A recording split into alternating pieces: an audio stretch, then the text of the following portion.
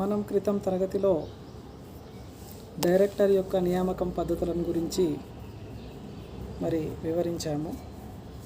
చెప్పుకోవడం జరిగింది. దాంట్లో కంపెనీ వాటాదారులచే డైరెక్టర్ యొక్క నియామకము, దామాషా పద్ధతిన డైరెక్టర్ల నియామకము, కేంద్ర ప్రభుత్వం ద్వారా డైరెక్టర్ల నియామకము, ఇతర వ్యక్తుల ద్వారా డైరెక్టర్ల నియామకము, అదేవిధంగా కోర్టు ద్వారా కేంద్ర ప్రభుత్వం యొక్క అనుమతితో కోర్టు ద్వారా డైరెక్టర్ యొక్క నియామకం అని వివిధ రకాల డైరెక్టర్ల నియామకం పద్ధతుల గురించి మనము క్రితం తరగతిలో క్లాస్లో వివరించినాము. అయితే ఈరోజు కంపెనీ నిర్వహణలో అత్యధిక ప్రాముఖ్యతను వహించేటటువంటి డైరెక్టరు యొక్క అర్హతలు, అనర్హతలు మరియు అతని యొక్క న్యాయాత్మక స్థితి గురించి తెలుసుకోబోతున్నాం. అయితే డైరెక్టర్ యొక్క అర్హతలు చెప్పుకునే ముందు డైరెక్టర్ అంటే ఎవరు మనము మొదట తెలుసుకోవాలి. డైరెక్టరు అంటే కంపెనీల చట్టంలో ఏమని చెప్పబడిందంటే, అతడు ఏ పేరుతో పిలిచినా సరే అతన్ని డైరెక్టర్ యొక్క స్థానమును ఆక్రమించినటువంటి వ్యక్తిని, ఆ స్థానములో అతడు పదవిని అలంకరించినటువంటి వ్యక్తిని, సహజమైనటువంటి విడి వ్యక్తిని మాత్రమే ఇక్కడ డైరెక్టర్గా భావించడము జరుగుతుంది. అయితే డైరెక్టర్గా కొనసాగడానికి అతడు కంపెనీలో అర్హత వాటాలను కలిగి ఉండాలని అంటాం.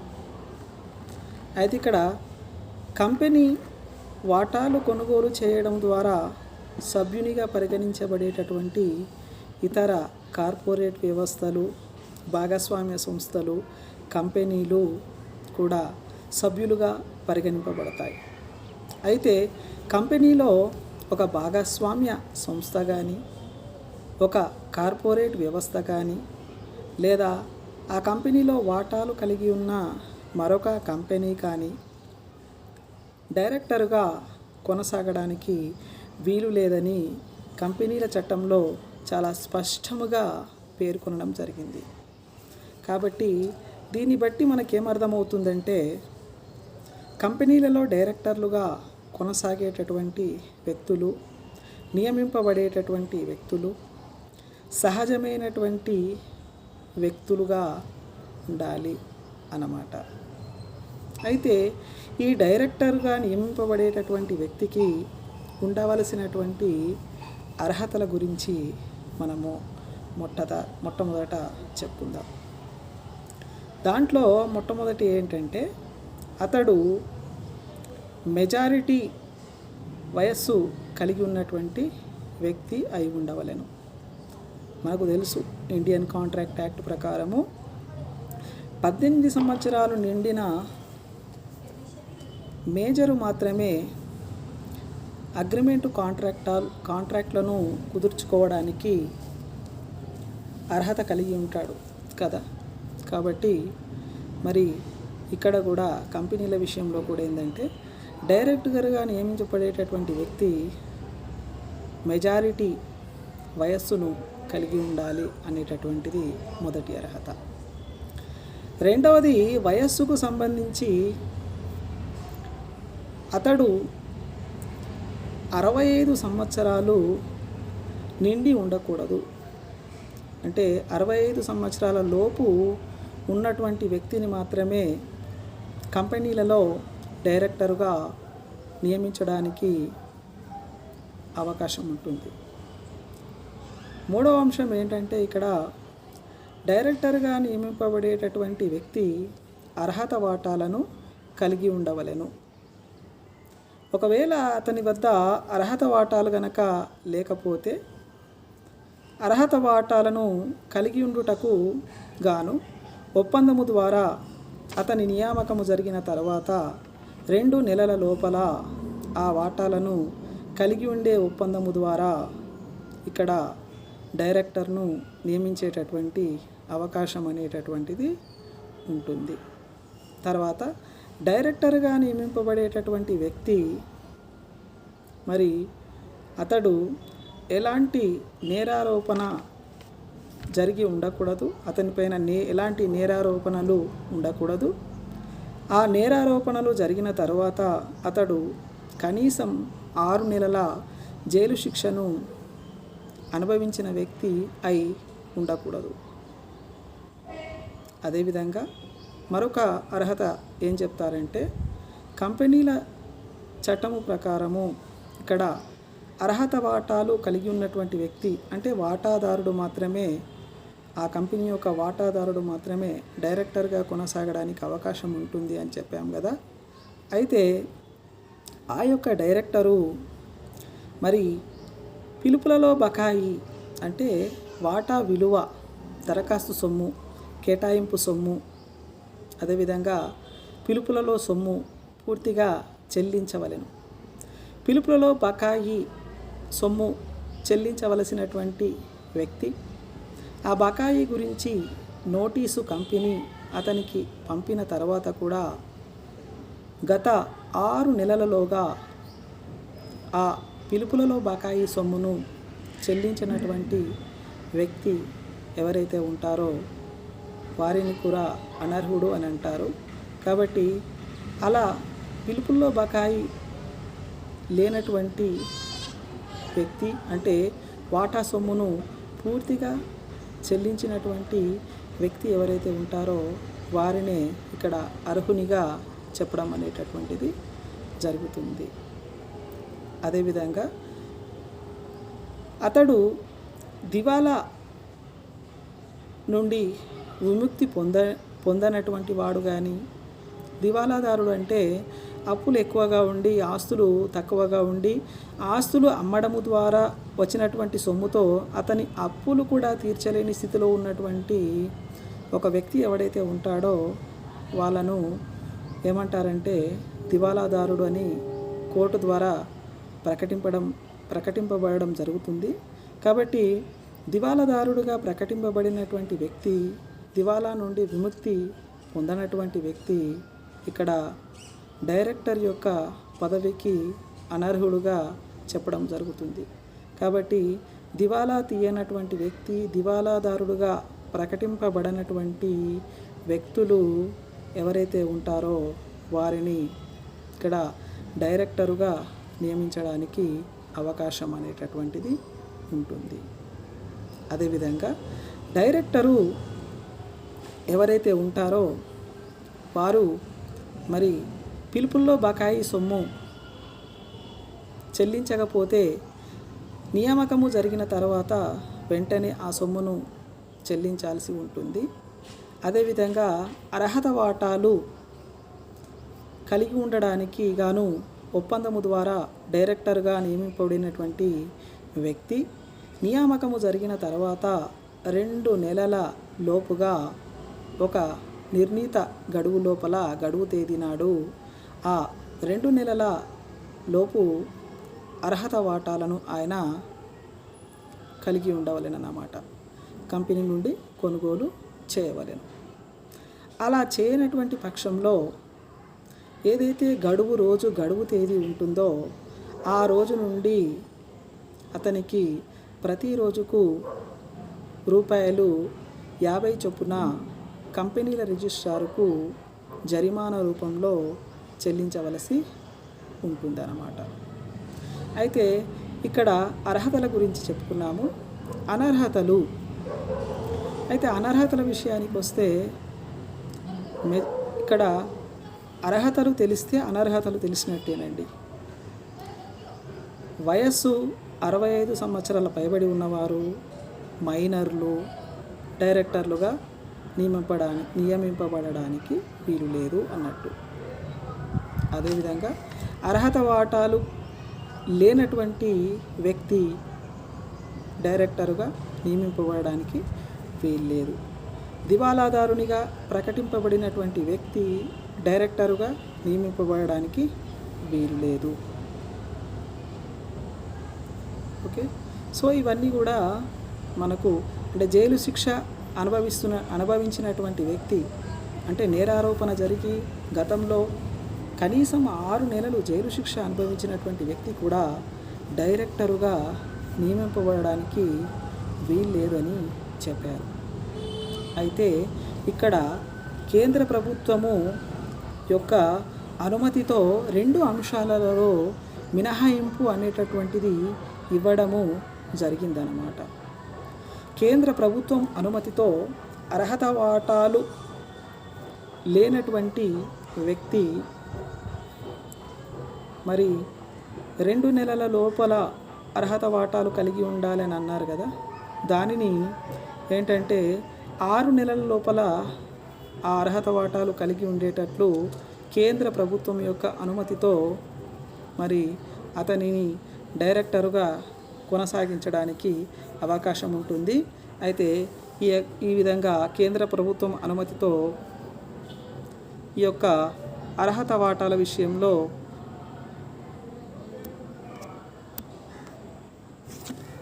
వాటాల విషయంలో మరి మినహాయింపు అనేటటువంటిది ఇవ్వడం జరిగింది. అదేవిధంగా కనీసం 6 నెలల జైలు శిక్ష అనుభవించినటువంటి వ్యక్తి అనర్హుడుగా చెప్తున్నాం కదా.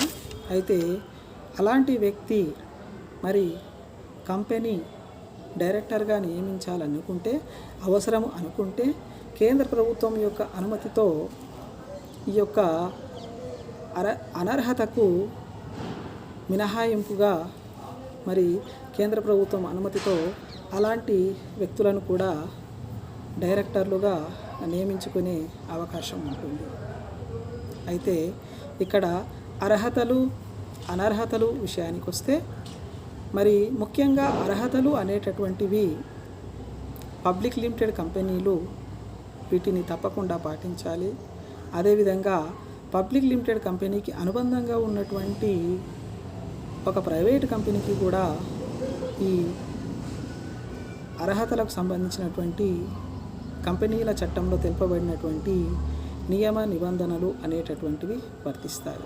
కానీ ప్రైవేటు కంపెనీకి ఈ నిబంధనలు అంతగా వర్తించవు.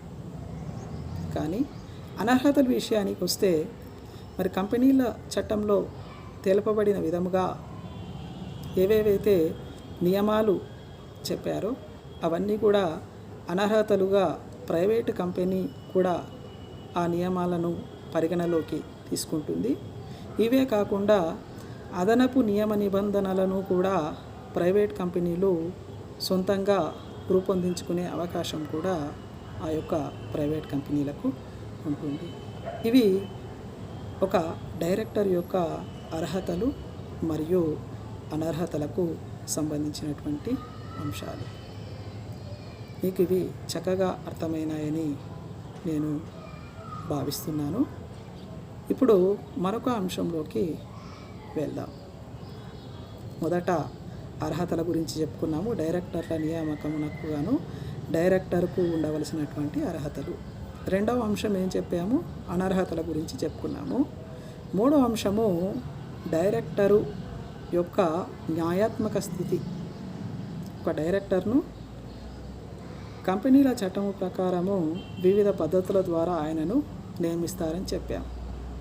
అతడు డైరెక్టరుగా కంపెనీలో కొనసాగుతున్నప్పుడు అతని యొక్క న్యాయాత్మక స్థితి ఏ విధంగా ఉంటుందో దాని గురించి మనం ఇక్కడ తెలుసుకుందాం. ఈ యొక్క డైరెక్టరు అతని యొక్క న్యాయాత్మక స్థితి గురించి చెప్పేటప్పుడు అతడు మనం చెప్పొచ్చు, మొట్టమొదట డైరెక్టరుకు అర్హత వాటాలు కలిగి ఉంటాయి. అంటే వాటాదారుడుగా ఉన్నటువంటి వ్యక్తి మాత్రమే డైరెక్టరుగా ఉంటాడు అని మనము చెప్తున్నాం అన్నమాట. కాబట్టి డైరెక్టరు అనేటటువంటి వాడు ఎవడు, అతని యొక్క న్యాయాత్మక స్థితి ఏ విధంగా ఉంటుంది అంటే, డైరెక్టరు అనేటటువంటి వాడు ఒక వాటాదారుడు. డైరెక్టరు అనేటటువంటి వాడు ఒక ఏజెంటు, కంపెనీకి ఏజెంటుగా వ్యవహరిస్తారు. డైరెక్టరు అనేటటువంటి వాడు కంపెనీకి ట్రస్టీగా వ్యవహరిస్తాడు. డైరెక్టరు అనేటటువంటి వాడు కంపెనీకి ఒక అధికారిగా, ఆఫీసర్గా అతడు వ్యవహరిస్తాడు. డైరెక్టరు అనేవాడు కంపెనీలో ఒక ఉద్యోగిగా అతని యొక్క వ్యవహారాలను నిర్వర్తిస్తాడు. దీంట్లో ఈ న్యాయాత్మక స్థితిలో మొట్టమొదటిది ఏంటంటే డైరెక్టరు వాటాదారుడుగా వ్యవహరించడం. తెలుసు మనకు. డైరెక్టర్గా నియమించబడేటటువంటి వాడు అర్హత వాటాలే కలిగి ఉండవలెను అని కంపెనీల చట్టంలో ఎందుకు తెలియజేశారంటే ఇక్కడ మరి వాటాదారుడు కానటువంటి ఒక వ్యక్తిని డైరెక్టర్గా నియమించినట్టయితే అతడు యాజమాన్యములో భాగస్వామ్యము అనేటటువంటిది ఉండదు. కేవలము నిర్వాహకునిగానే ఉంటాడనమాట. అంటే యాజమాన్యంలో అతనికి యొక్క భాగస్వామ్యం ఏమీ లేనటువంటి వ్యక్తి కేవలం నిర్వాహకుడిగా ఉన్నట్టయితే అతడు సక్రమంగా నిర్వహణ చేయలేకపోవచ్చు. అంతేకాకుండా ఇక్కడ ఉన్నటువంటి ఆర్థిక వనరులు చిన్న చిన్న వాటాదారుల రూపంలో వచ్చినటువంటి వాటా మూలధనం ఏదైతే ఉంటుందో దానిని కూడా దుర్వినియోగము చేసేటటువంటి అవకాశం అనేటటువంటిది ఉంటుందన్నమాట. అందుకని ఒక యజమానిగా ఉన్నటువంటి వాటాదారులకు ప్రతినిధిగా డైరెక్టర్గా ఉన్నట్టయితే అతడు కంపెనీలో ఉన్నటువంటి నిధులను సక్రమముగా వినియోగము చేయగలడు. కంపెనీ యొక్క సొమ్మును కావలసినటువంటి అవసరాల కోసము సక్రమంగా వాటిని ఖర్చుల కోసము ఉపయోగించగలడు. నిధుల యొక్క దుర్వినియోగము కానీ ఇతర దుర్నిర్వహణ కానీ చేపట్టడానికి అవకాశం ఉండదు. కనుకనే కంపెనీల చట్టంలో డైరెక్టరుగా నియమింపబడేటటువంటి వ్యక్తికి అర్హత వాటాలు కలిగి ఉండవలెను అనేటటువంటి నియమము పెట్టడము జరిగిందన్నమాట. అంటే డైరెక్టరు ఒక వాటాదారుడుగా ఉంటాడు. వాటాదారుడుగా ఉన్నటువంటి వాడు అర్హత వాటాలు కలిగి ఉన్నటువంటి వాడే డైరెక్టర్గా ఉంటాడని ఇక్కడ చెప్పడము జరిగింది.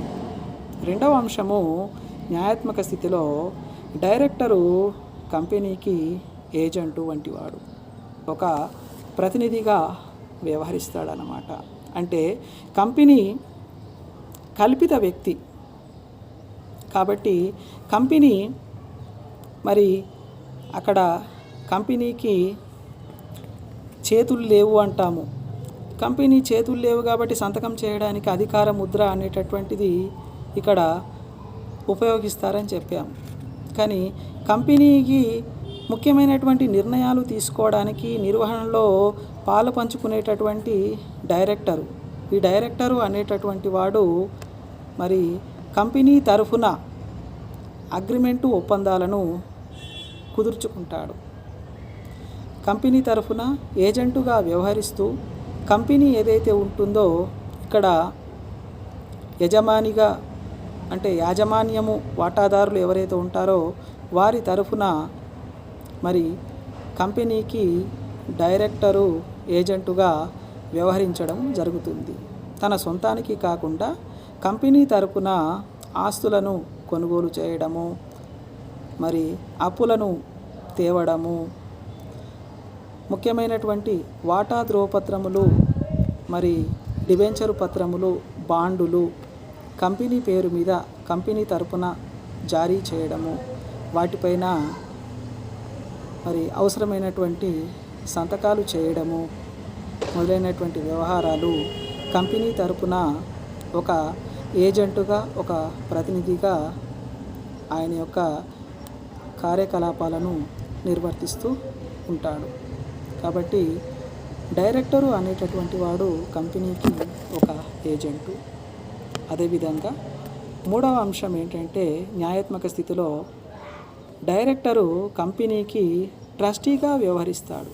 ట్రస్టీ అంటే ఒక ధర్మకర్త. ఒక ఆలయానికి ధర్మకర్త ఎలాగైతే ఉంటాడో అలాగే కల్పిత వ్యక్తి అయినటువంటి కంపెనీకి కూడా డైరెక్టరు ఒక ట్రస్టీగా ధర్మకర్తగా వ్యవహరిస్తాడు. అంటే కంపెనీ యొక్క ఆస్తులను పరిరక్షిస్తూ ఉంటాడు. అదేవిధంగా కంపెనీ పట్ల జాగ్రత్తగా వ్యవహరిస్తూ ఉంటాడు. 4వ అంశము డైరెక్టర్కు ఉన్నటువంటి న్యాయాత్మక స్థితిలో అతడు కంపెనీకి అధికారిగా వ్యవహరించడం. అంటే ఇక్కడ అమలులో ఉన్నటువంటి చట్టాలు, ఆదాయ పన్ను చట్టము కానీ, అమ్మకము చట్టము కానీ, monopoly restrictive trade practice MRTP చట్టము కానీ, తర్వాత ఇతర కార్మిక చట్టాల ప్రకారము ఇతడు కంపెనీకి అధికారిగా వ్యవహరిస్తాడు. ఉదాహరణకు ఆదాయ పన్ను చట్టం ప్రకారము కంపెనీ యొక్క ఆదాయము సంబంధించినటువంటి రిటర్న్స్ను పూర్తి చేసి కంపెనీకి మరి కేంద్ర ప్రభుత్వానికి కంపెనీ తరఫున వాటిని సమర్పించేటప్పుడు ఆయన అధికారిగా వ్యవహరిస్తాడు. అదేవిధంగా అమ్మకము చట్టము ప్రకారము ఇతడు కంపెనీ యొక్క వస్తు సేవలను అతని యొక్క వినియోగదారులకు అందజేసేటప్పుడు కూడా అధికారిగానే వ్యవహరిస్తూ ఉంటాడు. ఈ విధంగా అదే రకంగా మరి ఇక్కడ కంపెనీలో పనివారిని నియమించుకోవడం కానీ, ఇతర వ్యక్తుల యొక్క సహాయ సహకారాలను పొందేటప్పుడు కానీ అతడు కంపెనీకి అధికారిగా ఉంటూ అన్ని వ్యవహారాలను చక్కబెట్టడం అనేటటువంటిది జరుగుతుంది. ఇక్కడ మరొకటి చివరగా ఈ డైరెక్టర్ యొక్క న్యాయాత్మక స్థితిలో ఉన్నటువంటిది 5వదిగా చెప్తాము. డైరెక్టర్లు కంపెనీకి ఉద్యోగులుగా కూడా ఉంటారు అని. అంటే డైరెక్టరు అనేటటువంటి వాడు నిజానికి ఉద్యోగి కాడు, కానీ ఇక్కడ అతనికి డైరెక్టర్గా ఉంటున్నటువంటి వ్యక్తికి నికర లాభంలో మరి కొంత శాతము ప్రకారము ఆయనకు కమిషన్ కానీ, కొంత ప్రతిఫలము కానీ, రెమ్యూనరేషన్ కానీ, మనం ఏ పేరుతో పిలిచినా సరే కొంత ఇవ్వడం అనేటటువంటిది జరుగుతుంది, అందరి డైరెక్టర్లకు ఇచ్చినట్లు. కానీ దాంతోపాటు మరి కంపెనీలో ఉండేటటువంటి పూర్తి కాలం డైరెక్టర్లు ఎవరైతే ఉంటారో వారికి ఇతర ఉద్యోగస్తులకు ఇచ్చినట్టుగానే జీతము కనుక ఇవ్వడానికి గాను అతని నియామకం ఒప్పందంలో ఉన్నట్లయితే ఇతర ఉన్నత అధికారులకు ఇచ్చినట్లుగానే ఆయనకు గృహ వసతి, కారు వసతి, అదేవిధంగా తోటమాలి, ఇతర వాచ్మెన్లు, ఇతర పరిలబ్ధులను గనక ఒక సదరు ఉద్యోగికి ఇస్తున్నట్లుగా అతనికి జీతముతో పాటు ఇతర పరిలబ్ధులు, పెరిక్విజిట్స్ కూడా ఆయనకు ఇస్తున్నట్టయితే అతనిని ఉద్యోగిగా కూడా పరిగణించడము జరుగుతుందన్నమాట. ఈ వీడియోలో మనము ఈరోజు చెప్పుకున్నటువంటి అంశాలు ఏమేమిటి అంటే, డైరెక్టరుగా నియమింపబడడానికి అతనికి ఉండవలసినటువంటి అర్హతలు ఏమిటి, అనర్హతలు ఏమిటి, కంపెనీకి డైరెక్టరుగా నియమించబడినటువంటి వ్యక్తి అయినటువంటి డైరెక్టర్ యొక్క న్యాయాత్మక స్థితి ఏ విధంగా ఉంటుంది, వాటి గురించి మనము చర్చించుకోవడం జరిగింది. ఈ వీడియో కనుక మీకు నచ్చినట్టయితే మీరు మీ యొక్క అమూల్యమైనటువంటి సలహాలను మాకు ఇవ్వగలరని ఇంతకంటే ఇంకా మంచిగా క్లాసులు మేము చెప్పడానికి మాకు ప్రోత్సాహం ఇవ్వవలసిందిగా కోరుతున్నాను. ఇది మీరు మొట్టమొదట కనుక ఈ క్లాస్ వింటున్నట్టయితే దీన్ని సబ్స్క్రైబ్ చేసుకోండి, లైక్ చేయండి అని కోరుతున్నాము. ఇంతటితో ఈరోజు క్లాసును ముగిస్తున్నాం.